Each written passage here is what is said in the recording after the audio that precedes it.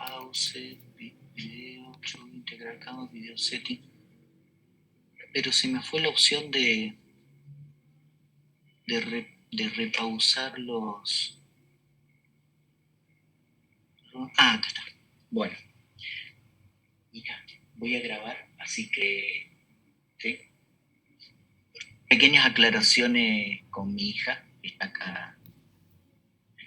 Si llega a venir yo, ladra la UMA, se calla. Muy bien, entonces, vamos a continuar el resumen. La clase que vamos a dar en primera instancia tiene que ver con los antipsicóticos. ¿Por qué les parece a ustedes que antipsicóticos está entre comillas? ¿Qué me pueden decir, clase?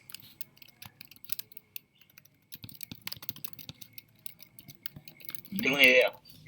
Si retirar los antipsicóticos, continúa en psicosis. Es una alternativa interesante, aunque en este caso tiene otra finalidad. Porque yo creo que son utilizados para la psicosis. Ajá, exactamente. Hay que tener mucho cuidado con esto. ¿Por qué? A mí me ha pasado en varias oportunidades que muchas veces algún coterapeuta como psicólogos y demás, o incluso médicos clínicos, al ver el vademécum, veían una molécula y decían, no, pero ¿cómo para el esquizofrénico? ¿Cómo para tal cosa? Bueno, sí. Hay moléculas de la familia de los antipsicóticos que tienen muchas funciones. Se puede dar para los TGD, para cuadros conductuales, para cuadros afectivos. Vamos a ver más adelante que se pueden dar para cuadros bipolares, por supuesto. Entonces, el hecho de que inicialmente pueda haberse diseñado para tener una función antipsicótica no significa que el que lo esté tomando tenga una psicosis de fondo, ¿correcto? Lo correcto sería hablar de agentes dopaminérgicos o agentes serotoninérgicos o agentes GABAérgicos, es decir, que nosotros deberíamos hablar de los fármacos de acuerdo al lugar de acción, pero no específicamente sobre una acción terapéutica, porque sería solamente decir, bueno, la función de este fármaco es solamente para eso, y no es así. Entonces, tengan cuidado que en cuanto a los diagnósticos, ¿sí?, que esté con un fármaco dopaminérgico puede significar muchos diagnósticos. Estos agentes dopaminérgicos, también llamados neurolépticos, tienen su principal acción precisamente en las vías dopaminérgicas. Las vías dopaminérgicas están distribuidas principalmente en lo que tiene que ver con la parte frontal ventral, tienen que ver con todo lo que es sistema límbico. Por lo tanto, está directamente relacionado ¿a qué? A las emociones y a la construcción del pensamiento en cuanto a la parte valorativa. Así como nosotros tenemos una parte que construye los objetos en la parte frontal dorsal, la valoración que le damos a dar a esos objetos, a ese mundo, va a ser ventral. A su vez acá nosotros tenemos los valores preventivos. Por lo tanto, si nos encontramos ante pacientes que tienen dificultades en la inhibición de determinadas conductas, vamos a tener fallas a este nivel.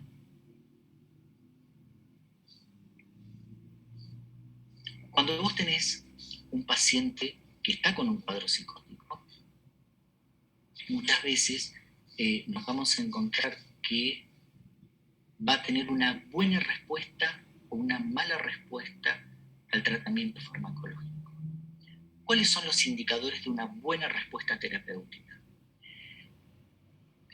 Si bien lo vamos a profundizar un poco cuando veamos psicosis, en general, mientras más tarde comience el cuadro, es mejor.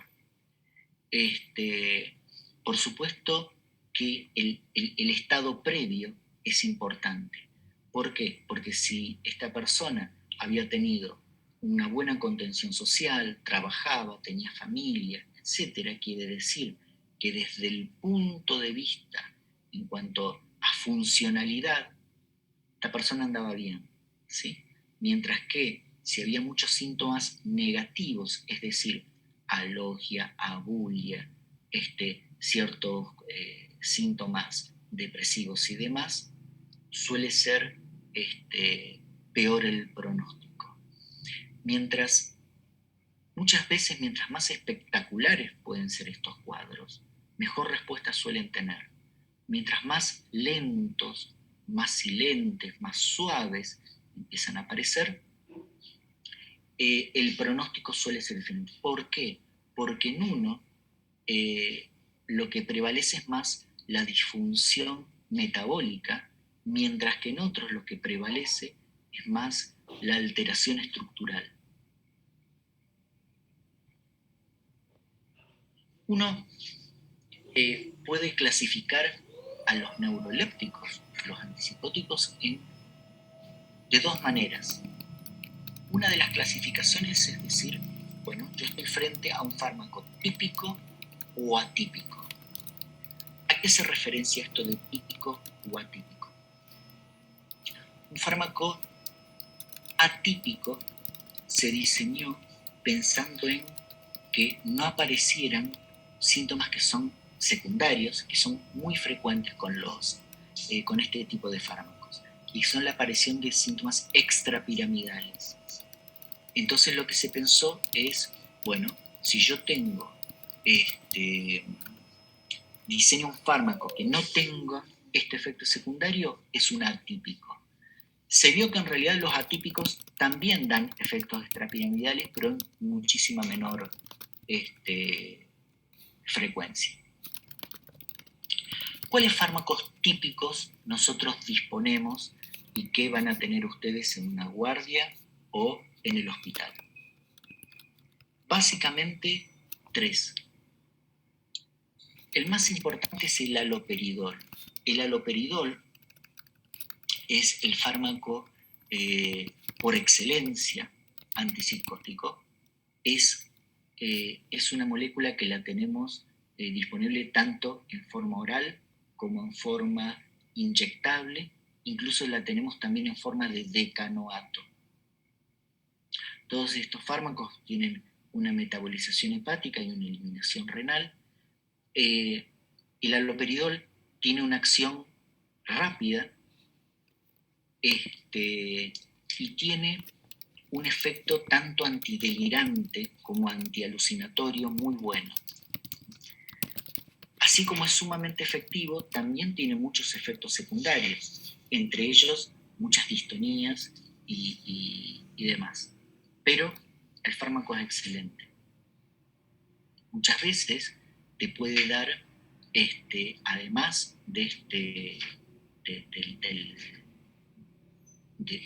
efecto secundario, puedes tener enlentecimiento en el pensamiento, en la parte motora, por lo tanto, tiene además cierto efecto sedativo, pero esa sedación tiene que ver más con un enlentecimiento de todas las funciones.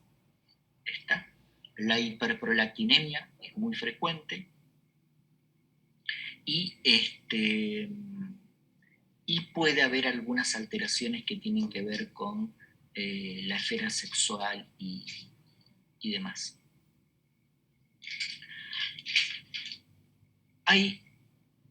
Ya vamos a ver que la segunda clasificación hace referencia a si son incisivos o sedativos.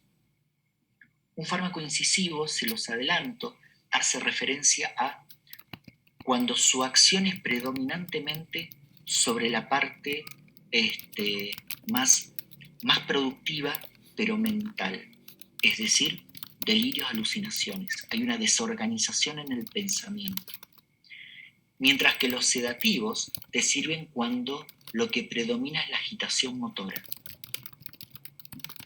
En el caso del haloperidol, si bien tiene cierto efecto sedativo, es un gran incisivo.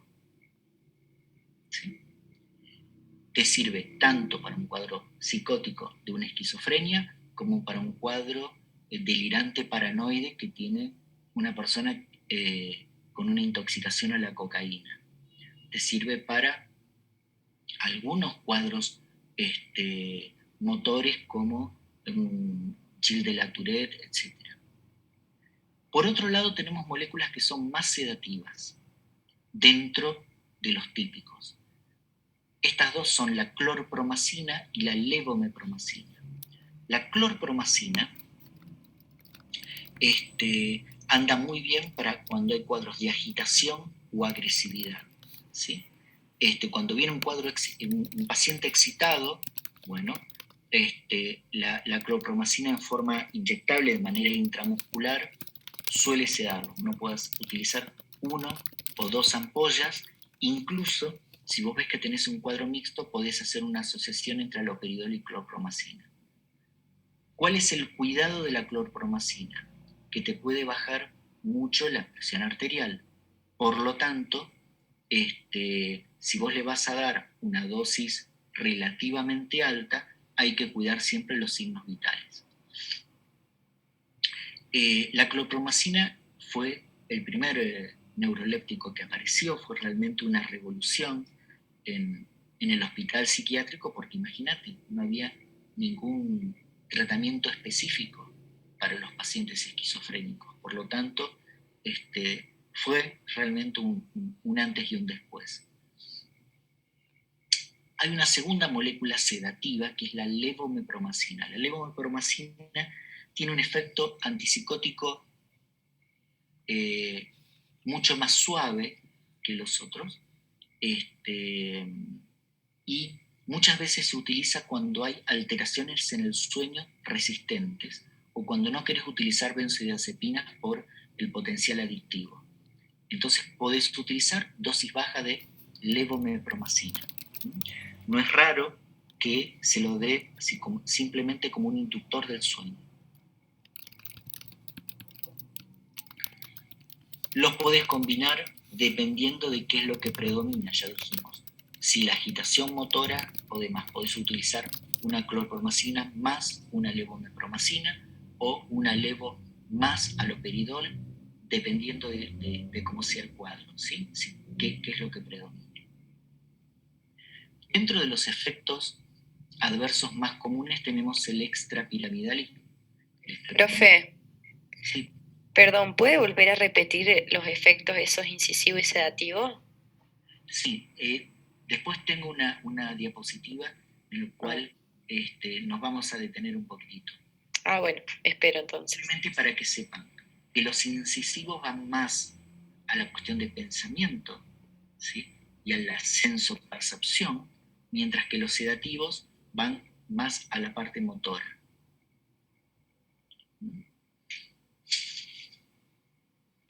¿Cuántos se usan en cuadros agudos?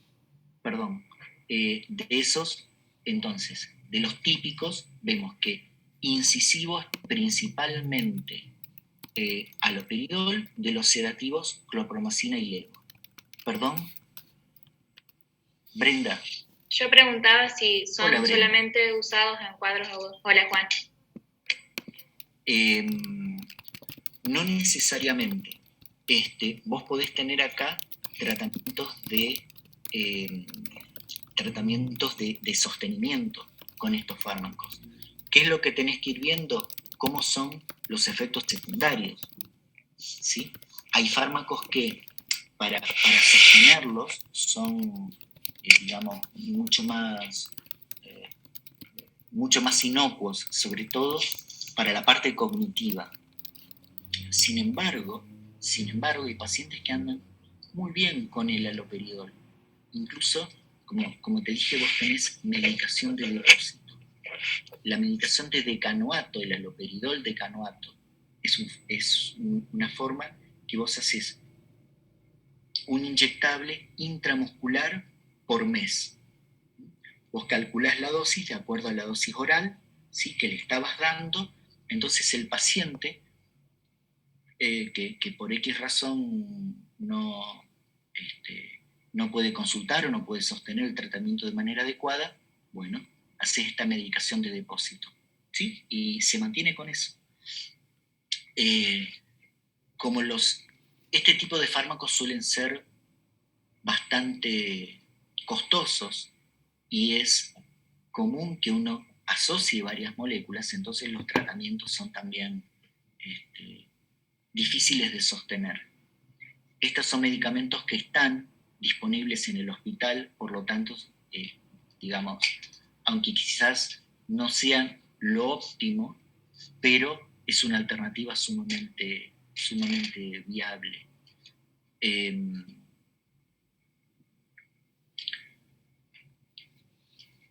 Nunca hay que dar, por supuesto, un antipsicótico de depósito sin haber tenido un tratamiento previo en forma oral.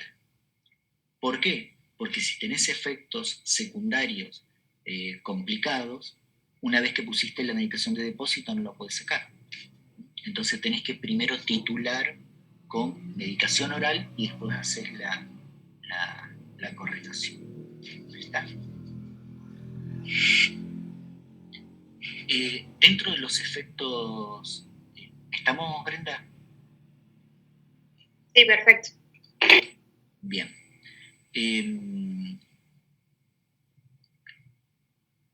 Dentro de los efectos adversos, como dijimos, los típicos, está el extrapiramidalismo, ¿sí?, en el cual esto es muy común de ver en pacientes que empiezan a tener pasos cortos, a caminar un poquitito hacia adelante con poco balanceo de los brazos, a tener cierta rigidez, ¿no?, una bradicinesia, ¿sí?, un alentecimiento general, y que a su vez esto lo podemos también notar desde el punto de vista en cuanto a las funciones cognitivas, también lento.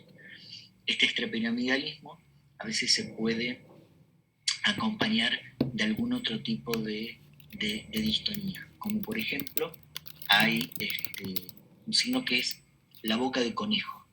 La boca de conejo, el paciente te hace así todo el tiempo, ¿sí? O vos podés notar que decís, bueno, a ver, saque la lengua, y no la mueva así, no puedo hacer que tiemble, pero tiembla la lengua así.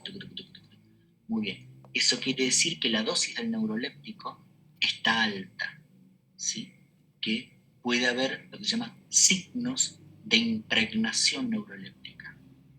¿Está? Si hay signos de impregnación neuroléptica, yo tengo dos posibilidades: bajo la dosis, si es que, y de acuerdo a eso, si funciona a dosis más baja, bien, si no, cambia el neuroléptico. Y la otra es dar una medicación que suele, neutralizar ese tipo de efectos, que es el biperideno. ¿Te puede dar convulsiones? Sí, todos los fármacos que actúen sobre dopamina pueden bajar el umbral convulsivo. Entonces, cuando te toca, ¿sí?, yo tengo varios pacientes que tienen cuadros psicóticos y son epilépticos también. Es muy difícil porque tenés todo el tiempo encontrar un punto de equilibrio, porque mejora la psicosis y empieza a convulsionar y viceversa. Hay un efecto potencialmente grave que es el síndrome neuroléptico maligno, en el cual el paciente entra en una hipertermia muy alta, con confusión y demás, y el paciente se puede morir. El tratamiento es sintomático, se retira el neuroléptico y la sedación que uno Puede ser que ¿Perdón? puede ser que se asocie también a disfunción autonómica. Aparece disfunción autonómica. La sedación, que nosotros podemos utilizarlo a favor o no, dependiendo de cuál sea la sintomatología del paciente. Te puede dar un cuadro depresivo, sobre todo de tipo apático. No es que el paciente se angustie tanto, sino lo que aparece es esa falta de voluntad, esa falta de energía, de desgano. Síntomas neurovegetativos, un montón. Cualquiera, el que se les ocurra. Predominan todas las partes digestivas y alguna cuestión a nivel cardiovascular. La hiperprolactinemia, que ya lo dijimos muchas veces, estos pacientes pueden presentar ginecomastia o incluso secreción mamaria. Hay que tener ojo de, por supuesto, descartar que no tenga un prolactina.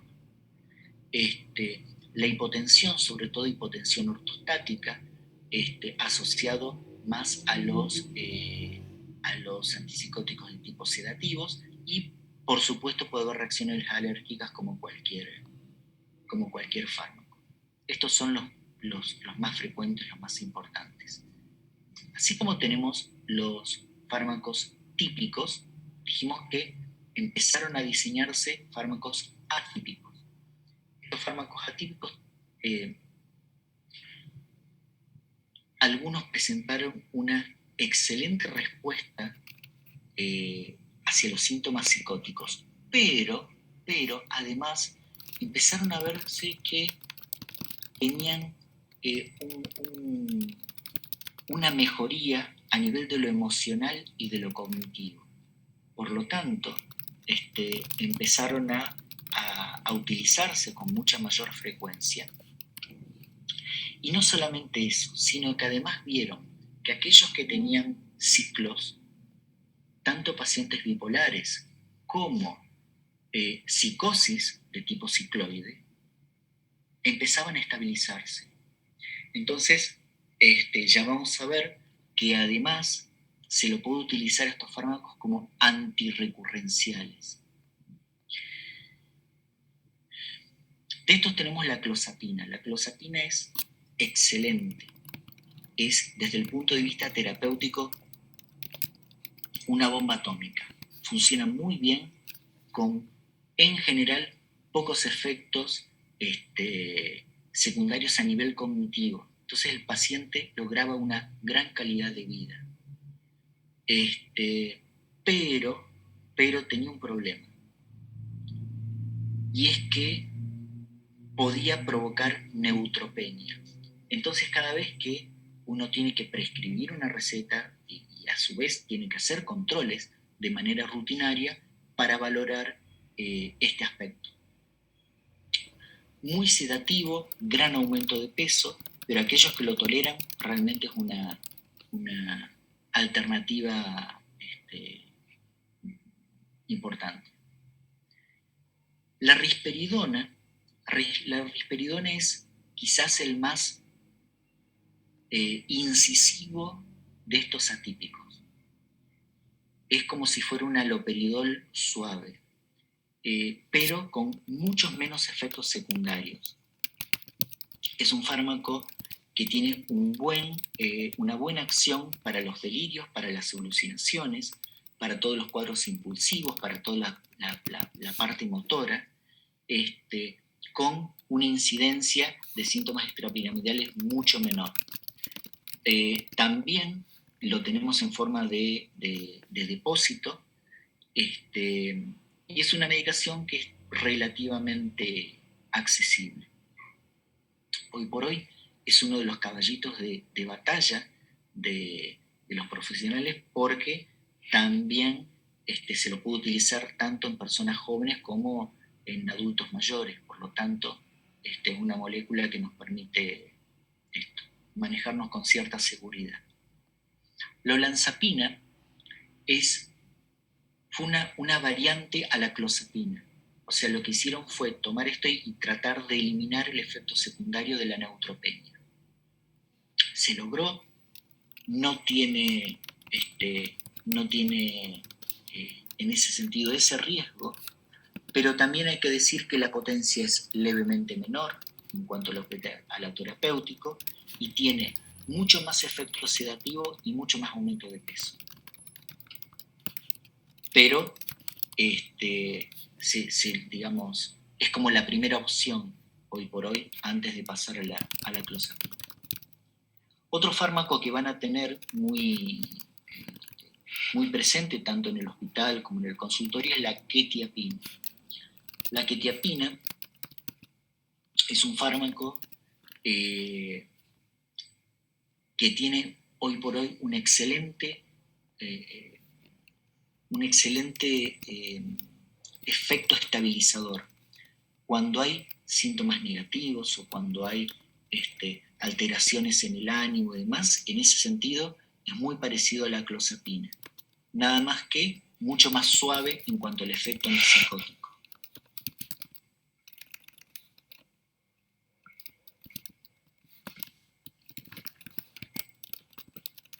¿Cuáles son los efectos adversos de los atípicos?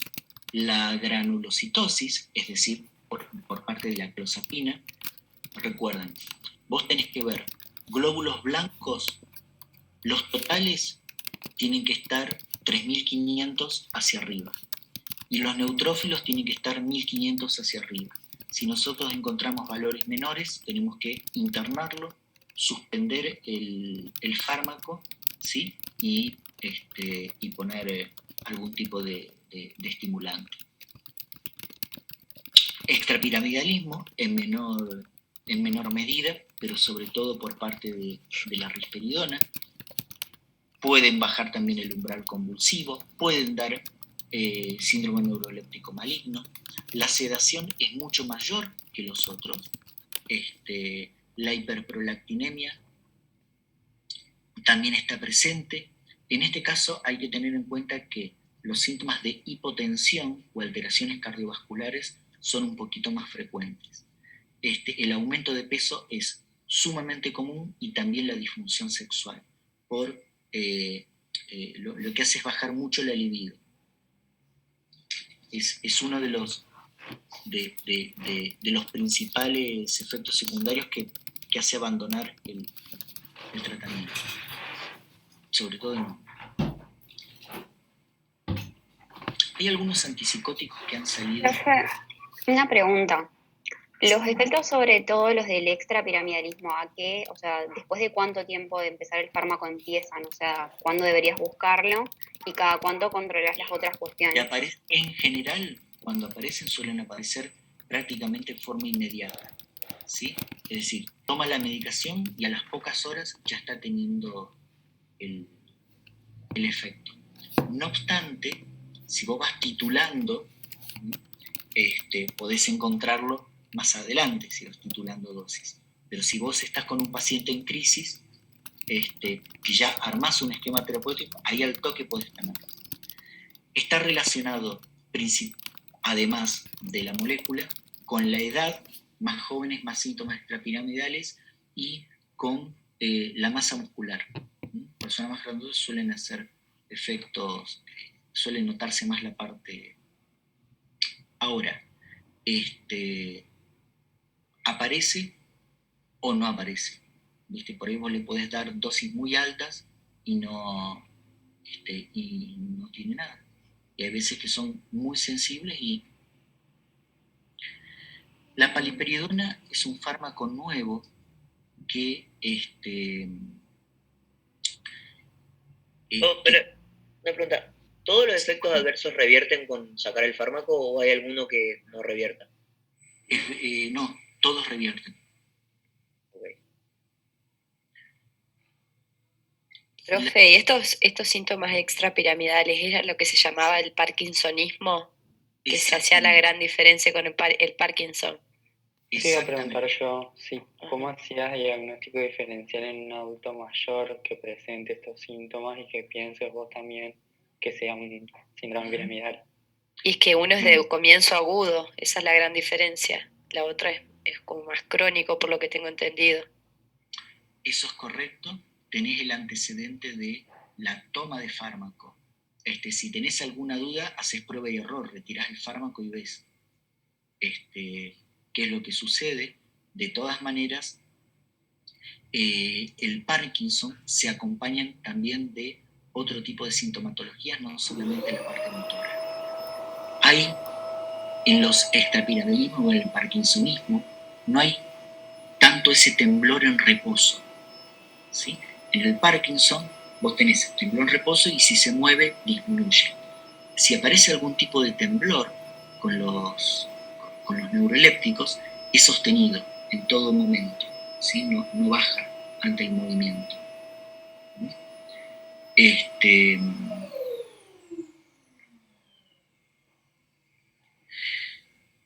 Si es un Parkinson puro, ¿sí? Es decir, que no es una demencia de tipo de Parkinson, entonces puede ser un poquitito más difícil porque si, bueno, justo arrancó cuando empezó el neuroléptico, ponele, ¿viste? Pero una demencia de Parkinson ya sí, porque aparece cierto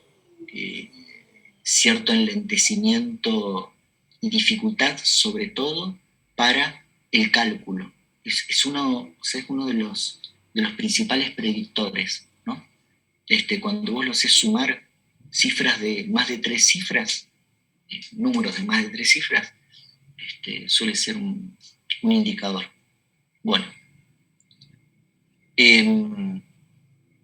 la paliperidona, como decíamos, es un fármaco que se diseñó por ser el único que no produce, según el laboratorio, aumentos de peso, con la consecuente dislipemia, sin, digamos, todo lo que tiene que ver con la parte sexual, todos esos efectos secundarios no aparecen. ¿Cuál es el problema? Terapéuticamente es un fármaco muy suave y lo que tiene que ver con el precio es carísimo. Carísimo. Entonces, excepto que el paciente tenga mucha comorbilidad, por ejemplo, un paciente diabético, ¿sí? Bueno, puede ser una alternativa, pero no es utilizado. El suclopentixol, no creo que ustedes lo utilicen, pero es un fármaco incisivo que se utiliza mucho cuando hay cuadros de agresividad, ¿sí? de violencia. Esa agitación, pero no es agitación de defensa, sino una cuestión más intencional, bueno, es un fármaco que suele funcionar bastante bien.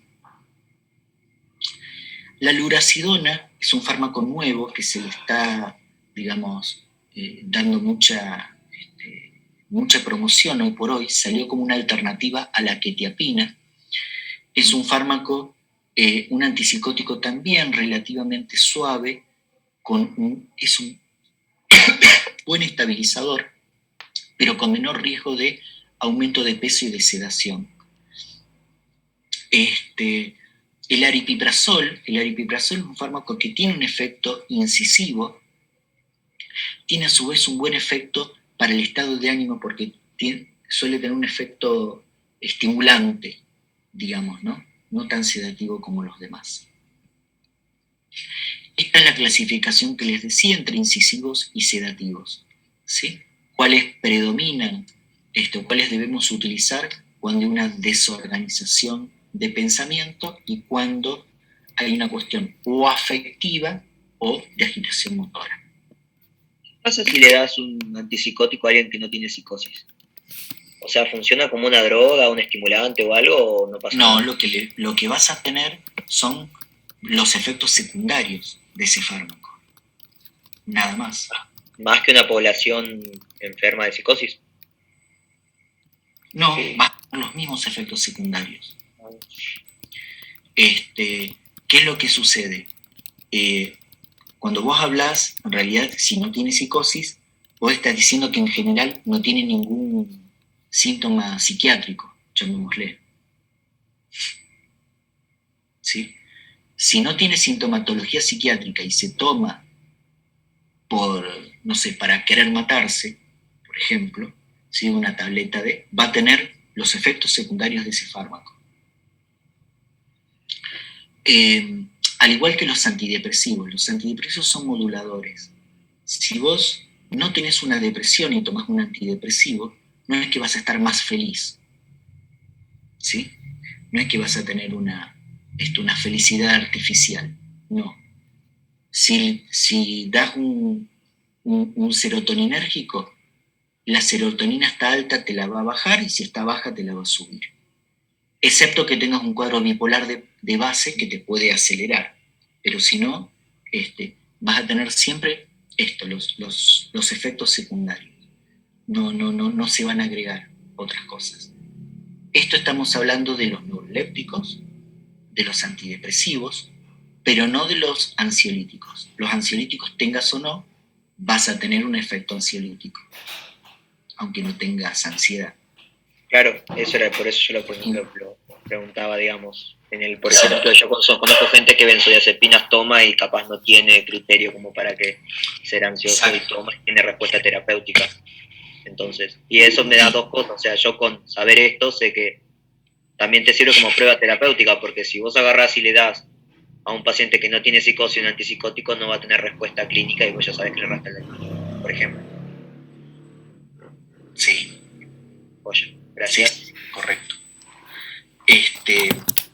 Por eso es que muchas veces cuando vos decís, bueno, yo tengo un cuadro que no me responde a un esquema, a otro, probablemente tengas que buscar una causa orgánica.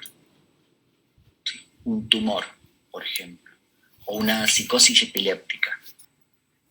Una psicosis epiléptica, yo tengo un par de pacientes en los cuales tiene una epilepsia en lóbulo temporal, en los cuales los síntomas es como si tuvieran esquizofrenia. Pero el tratamiento es un antiepiléptico, no un antipsicótico. ¿Sí? Vos lo que hacés es trabajar sobre la descarga eléctrica en esa zona. Claro. Algunos nombres, simplemente como para que muchas veces no se utiliza el nombre de las drogas, como para que lo tengan un poquito fresco. Bien. Preguntas, dudas con respecto a estas moléculas.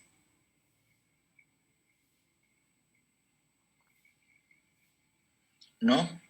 Muy bien. Yo solamente quiero preguntar, Sí. ¿la hiperprolactinemia solo los generan los antipsicóticos típicos? No, los dos. Los dos. Los dos te dan hiperprolactinemia, sí.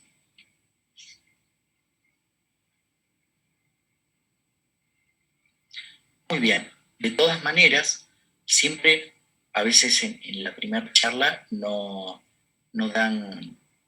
aparecen preguntas. Después en la clase de consulta pueden anotarse y disipamos lo que pueda aparecer. El segundo tema para ver son los estabilizadores del estado de ánimo. Lo dejé por último, ¿por qué? Porque como ustedes han visto, muchos de los fármacos atípicos se utilizan como estabilizadores del ánimo. Entonces, ¿estamos listos para la segunda parte? Ok. El que calla otorga, por lo tanto, vamos a continuar con estabilizadores.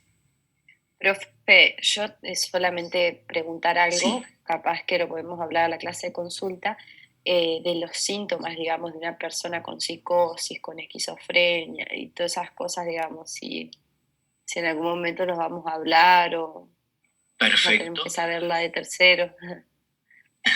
Bien, no. Vamos a verlo, pero más desde el punto de vista fenomenológico. En tercero, ustedes vieron la psicosis desde el punto de vista estructural.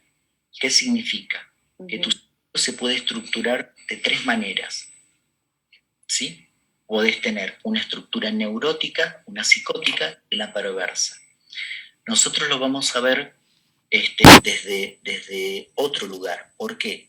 Porque nos vamos a encontrar con personas que tienen síntomas psicóticos, ¿sí? Pero no necesariamente una estructura psicótica. Yo puedo tener un paciente bipolar con síntomas psicóticos, claramente psicóticos, con delirios, alucinaciones, pero es un bipolar, ¿sí? Algunos le dicen, bueno, no, en realidad es una psicosis cicloide. Bueno, son cuestiones que después iremos a definir, pero vamos a tener una clase específicamente de clínica de la psicosis, ¿sí? Nos vamos a encontrar con que dentro del mundo psicótico hay muchas, muchas entidades que cada una tiene su particularidad. ¿Cuál es la característica que engloba a toda la psicosis? Principalmente una falla en la valoración de la realidad, en la evaluación de la realidad, ¿sí? Son pacientes que están escindidos y que muchas veces tienen esta ruptura en cuanto al yo y no pueden diferenciar, ¿sí?, qué es producto de mi mente y qué no. Todos tienen esa característica. La forma de presentación después va a dar el tipo de cuadro. Hay una excepción dentro del mundo psicótico que excede la parte de pensamiento y que son las psicosis motoras o lo que están dentro del mundo de las catatonías, en los cuales lo que aparece es esto, son alteraciones motoras. Si quieren, lo damos ahora y si no, lo dejamos para la clase que corresponde. No, era solo para preguntar, así que si lo damos, lo vemos después. Perfecto, muy bien. Entonces, vamos a seguir con estabilizadores. Los estabilizadores se utilizan básicamente siempre que haya ciclos. Estos ciclos pueden ser tanto afectivos como dentro del mundo de la psicosis. Es decir, siempre que un cuadro aparece con recurrencia, sin ningún tipo de desencadenante aparente, uno tiene que pensar que el tratamiento de base es un estabilizador. Si bien hay veces que uno puede determinar desencadenantes, ¿sí?, pero una vez que aparecen 2 o 3 cuadros, uno tiene que pensar que excede el mundo de lo reactivo.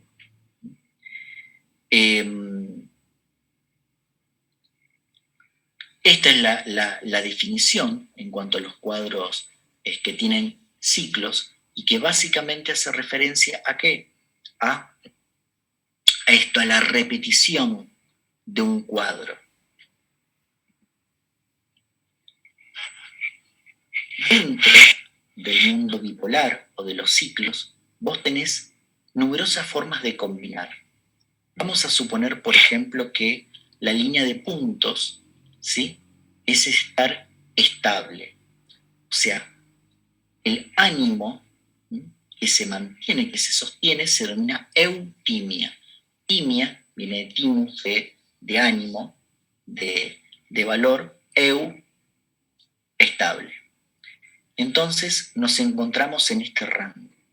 Cuando nosotros tenemos una disminución, hablamos de una hipotimia o una depresión menor. Cuando ya eso le excede, hablamos de una depresión mayor. Si yo estoy por encima, hablamos de una hipertimia o de una hipomanía. Cuando está en exceso, hablamos de una manía. Las formas de combinar son infinitas. Vos podés tener, por ejemplo, un paciente que hace depresión, hipomanía, depresión, hipomanía. Podés tener otro que hace manía, depresión, manía, depresión. Podés tener otro que hace depresión normal. Otro que dentro de la depresión mayor hace altibajos, otros que hacen pequeñas depresiones menores, normal, depresión menor, normal, etc. Combinaciones hay, y de ahí que se empezaron a denominar trastorno bipolar tipo 1, tipo 2, tipo 3, tipo 4, dependiendo de cómo se da esa combinación. A nosotros no nos interesa eso, pero lo que sí, sepan que muchas veces los cuadros son muy confusos, ¿sí? Porque no es que estrictamente se da esto, sino que vos podés tener combinaciones de esos cuadros. ¿Cuál es el tratamiento de base? Estabilizadores. Vos tenés 3 tipos de estabilizadores. Las sales de litio, los antiepilépticos, que tienen algunos un efecto antirrecurrencial, y antipsicóticos, que ya lo hemos visto. Las sales de litio son de elección en muchos cuadros. Por un lado, cuando hay una predominancia de síntomas maníacos o depresivos graves, o cuando estos ciclos son rápidos, ¿sí? No solamente por la intensidad, sino que vos tenés muchos altibajos en muy poco tiempo. Como tiene a su vez efectos tanto en la dopamina como en NMDA y demás, vos vas a tener un efecto antidepresivo. Pacientes que tienen depresiones graves con intentos o pensamientos de suicidio, es una molécula que los baja notablemente, ¿sí? Disminuye notablemente esta cuestión. Tiene a su vez un buen efecto antiimpulsivo, antiagresivo. ¿Cuál es el problema del litio? El problema del litio es que, por un lado, atraviesa todas las membranas, eso significa que no se puede dar en el embarazo. Segundo, tiene interacciones con glándulas tiroides y con riñón. Entonces uno tiene que chequear todo el tiempo que no se produzca una desestabilización en ese sentido. Tercero, es una sal, por lo tanto puede competir con la sal de mesa y ante dietas o comilonas de alimentos muy salados, podés tener fluctuaciones de la concentración de litio muy altas. Entonces el paciente tiene que tener una dieta normosalina. ¿Está? Te puede provocar aumento de peso, sí. Y a diferencia de otros fármacos que vos los titulás de acuerdo a la dosis, titulás la dosis de acuerdo a la clínica, el litio lo titulás de acuerdo a la litemia. La litemia es, vos le dosás sangre en litio, ¿y cómo se hace esto? El paciente tiene que tomar la medicación cada 12 horas. Toma la medicación 8 de la noche, a las 8 de la mañana se tiene que hacer la extracción. Siempre tienen que pasar 12 horas. Si lo tomó por X razón a las 10, se va a hacer la extracción a las 10 de la mañana. Y hay lo que se llama un rango terapéutico. El rango terapéutico va de 0,8 mil equivalentes a 1,2. En tratamientos de mantenimiento lo podés bajar. Puede ser de 0,6 a 0,8, 0,9. Por lo tanto, primero, hay que tener en cuenta el dosaje, ¿sí? A mí me han llegado varios pacientes intoxicados por litio, y esto no se da inicialmente. Vos podés estar tomando siempre la misma dosis y de pronto un día aparecer con una intoxicación. Entonces, regularmente hay que hacer dosajes de litio. De la misma manera hay que tener en cuenta tanto la dieta como la actividad física por la eliminación de sodio. Efectos secundarios. Tenemos varios, pero recuerden siempre de chequear clínex de creatinina y por lo menos una TSH, por lo menos. ¿Cuál sería el antídoto para el litio? Bien, si vos tenés una infección por litio, normalmente lo que haces es retirarlo y provocar una hidratación forzada. Entonces, una diuresis forzada, perdón. Entonces vos lo hidratás, lo lavás y listo. En caso de que haya muchos síntomas de orden neurológico, entonces tenés que hacer una diálisis. No hay forma de desplazarlo, no hay antídoto. Ok, gracias. De nada, señor.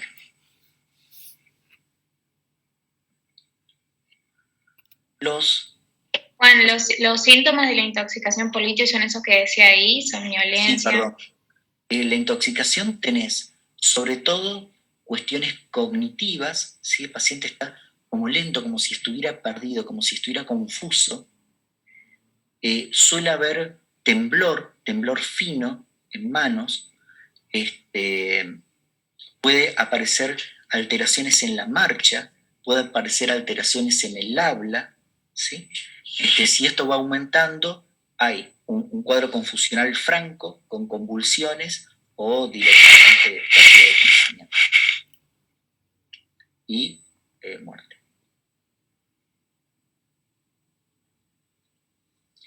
No obstante, es bastante común el temblor fino en manos, ¿sí? Que tenga un pequeño flapping, y está dentro de los rangos terapéuticos. Pero si ustedes ven algo de eso, pidan una leucemia. ¿Estamos con el litio? Muy bien. Segundo, dentro de las familias de los antiepilépticos, se han visto que también hay algunos que tienen un efecto estabilizador muy importante. Lo que te hacen es, dependiendo el fármaco, bueno, pero básicamente todos lo que te hacen es cambiar la polaridad de la membrana. Y vamos a ver los más utilizados. Uno de ellos es la carbamazepina. La carbamazepina, si bien hoy por hoy es tan utilizado como en otros momentos, inicialmente tenía un buen efecto estabilizador, es un gran antiepiléptico, pero hoy por hoy se lo ha dejado para otros cuadros. Como antiepiléptico, para la neuralgia del trigémino es de elección. A veces uno puede utilizarlo para cuando hay cuadros adictivos. Permite, sobre todo de tipo para el alcoholismo. Hay que tener cuidado porque la carbamazepina te puede provocar dos cosas. Por un lado, inducción hepática y muchas interacciones. Por lo tanto, pero es como que bajaba la impulsividad a la toma del alcohol. Y también se lo utiliza como un antiagresivo. Las dosis son sumamente variables de una persona a otra. Normalmente se da en 2 tomas. Los efectos secundarios son bastante similares a todos los antiepilépticos. Sobre todo como que se sienten mareados, se sienten como un dolor de cabeza, pero no es la cefalía típica, es como si uno estuviera levemente obnubilado. El rash cutáneo, es decir, las alergias son sumamente frecuentes. Puede haber algo de agranulocitosis, puede haber algo de trombocitopenia si las dosis son muy altas. Por lo tanto, hay cierto riesgo de tener tanto síndrome de Stevens-Johnson como una cuestión de hepatotoxicidad. Las contraindicaciones también suelen ser bastante comunes a todos. En general hay que evitar tanto embarazos como lactancias porque el riesgo de malformaciones es bastante frecuente.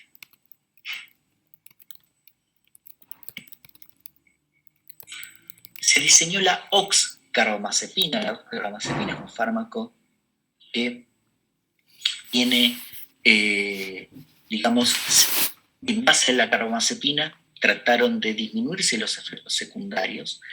Tiene un fácil, realmente es mucho mejor tolerado, se utiliza para los mismos, tiene las mismas indicaciones, excepto para las neuralgias.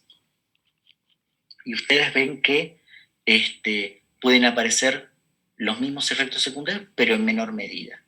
Las dosis terapéuticas son bastante similares, también se hace en 2 tomas. Oxcarbamazepina. El ácido valproico sí es un fármaco que se utiliza mucho en cuadros bipolares, sobre todo cuando hay predominancia de síntomas maníacos. Tiene como efecto secundario aumento de peso, cosa que no les gusta demasiado a los pacientes, y algunos otros efectos comunes a los antiepilépticos. Pero principalmente es eso, dejan de tomarlo por el aumento de peso. También se dan 2 tomas, las dosis son un poquito más altas, no se debe dar ni en embarazo ni en lactancia. La lamotrigina. La lamotrigina es uno de los fármacos más utilizados para los cuadros cicloides, sobre todo cuando predominan los síntomas depresivos, ¿sí? A diferencia de los que vimos anteriormente, la efectividad cuando hay depresiones recurrentes, cuadros bipolares tipo 2, se utiliza la lamotrigina. Es muy segura, los efectos secundarios son sumamente bajos, por supuesto también hay que evitarlos en embarazo y lactancia, también se dan 2 tomas. Dentro de los antipsicóticos, ¿cuáles son los que hoy por hoy están indicados? Que son uno de los tratamientos de primera elección. Quetiapina, olanzapina, lurasidona, ¿sí? En ese orden.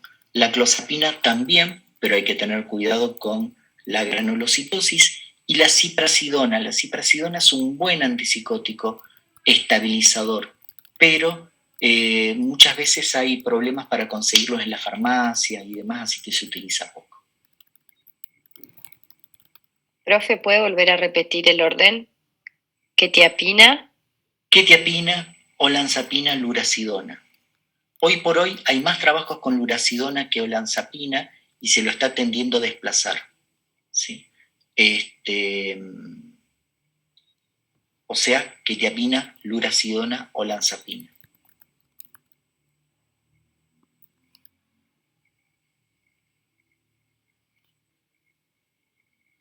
Muy bien. Preguntas, grupo.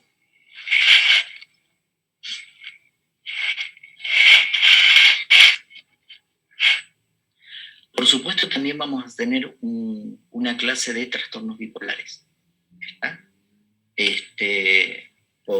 Y vamos también a tener una clase sobre manejo de suicidio. ¿Está? Digo, por los efectos terapéuticos. Nada más que lo damos al principio para que cuando empecemos a ver los cuadros clínicos que empiezan a partir de la otra clase, ya saber, bueno, le vamos a dar esto o esto o esto. Que tengan ya el nombre de la molécula asociada, y cuando veamos la parte clínica, sí les voy a decir bien el tiempo en el cual hay que dar la medicación, las dosis adecuadas, etc. Bien. ¿Algo más, chicos? Para el control de las sales de litio, Sí. ¿Cómo lo pedís y cada cuánto lo haces? Bien. Le pedís dosaje de litio. ¿Sí? Diagnóstico, abajo, trastorno bipolar. Y cada cuánto se pide, depende. Cuando vos estás titulando, es decir, tratando de llegar a la dosis para estabilizarlo, lo podés hacer semanalmente, cada 10, 15 días. Después, una vez que está estabilizado, lo podés hacer cada 3 meses, más o menos. Buenísimo, gracias. De nada. No se puede usar un inhibidor Siempre de decirle a los pacientes que tienen que pasar 12 horas del dosaje de litio. ¿Qué pasa si vos medís dosaje de litio en un paciente que no está tomando litio? Siempre te va a dar bajo. Yo he visto muchos médicos clínicos, incluso algunos psiquiatras, que piden dosaje de litio y dicen, mirá, te dio bajo, este es el problema. No, normalmente está bajo. La litemia solamente sirve para titular litio, ¿correcto? Bien. Había una pregunta que interrumpí. Creo que Juan, vos, ¿no? ¿Querías preguntar algo? Sí, yo, que si tampoco se usaba los inhibidores de la recaptación de serotonina como un estabilizador. ¿Por qué no se usa? Es una buena pregunta. Primero, dentro de los IRS, hay algunos que tienen un efecto muy activante. Por lo tanto, si vos das, por ejemplo, una fluoxetina, tenés riesgo de que te haga un switch maníaco.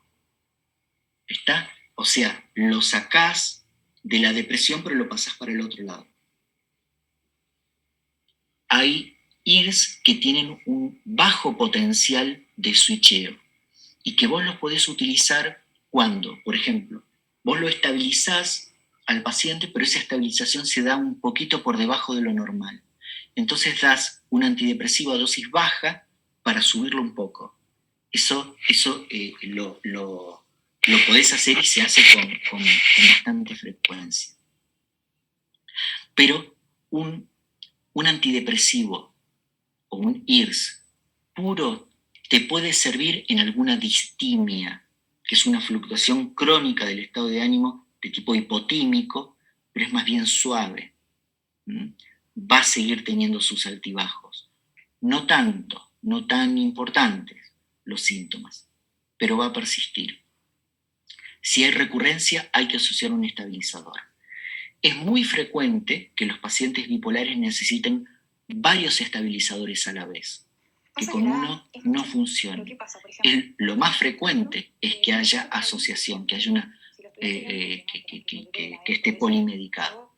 ¿Está? Por lo tanto, son pacientes que hay que tener muy en cuenta no solamente los efectos secundarios que algunos hemos mencionado, sino también las interacciones. ¿Está? Y la otra cuestión es que al ser tratamientos crónicos, el paciente que dice, estoy podrido de tomar tantas pastillas y deja. Y bueno, y ahí aparecen las recaídas, etcétera, etcétera. Entonces hay que contenerlo mucho y trabajarlo como cualquier otra patología crónica, como una diabetes. ¿No? Bien. ¿Qué más grupo? Profe, yo tengo una duda. Usted dijo que el trastorno bipolar puede ser solamente, o sea, con picos para depresivos o maníacos. ¿Cuál de los dos tiene más, o es más propenso al suicidio, como usted dice? Así que nada, yo perdí un montón de tiempo con eso porque eran muchas clases y no llegaba a pasar todas, así que me tuve que dividir con Maíz-Sosa. Pero ustedes me dijeron la semana pasada.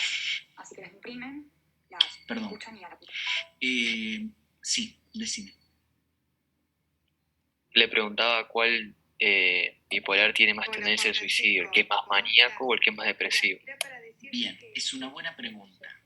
El paciente bipolar, si se va a suicidar, lo hace siempre en las etapas depresivas.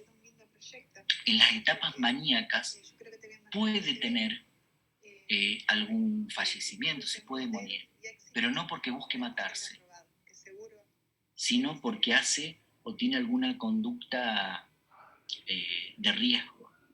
Manejar rápido, yo atendí una pacientita que había subido a la punta del puente colgante, ¿viste? Y ahí empezaba a decir que la vida era maravillosa y demás. O sea, se podía haber caído, pero no con la intención de matarse, ¿correcto? Ahora, el paciente depresivo bipolar tiene no solamente la aparición de ideas de muerte que pueden aparecer o no, sino el gran problema es que suelen compararse cuando están estables o cuando están maníacos. Entonces, por más que estén estables, creen que están depresivos.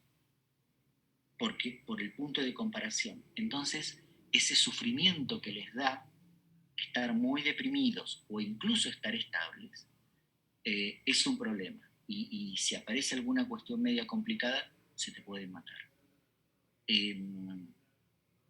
Por eso, los pacientes que tienen asociados síntomas maníacos o incluso hipomaníacos tienden a dejar el tratamiento, no tanto por el efecto secundario, sino por el efecto terapéutico. ¿Sí? Porque te dicen, yo prefiero estar 2 días maníaco y bancarme 3 meses depresivo.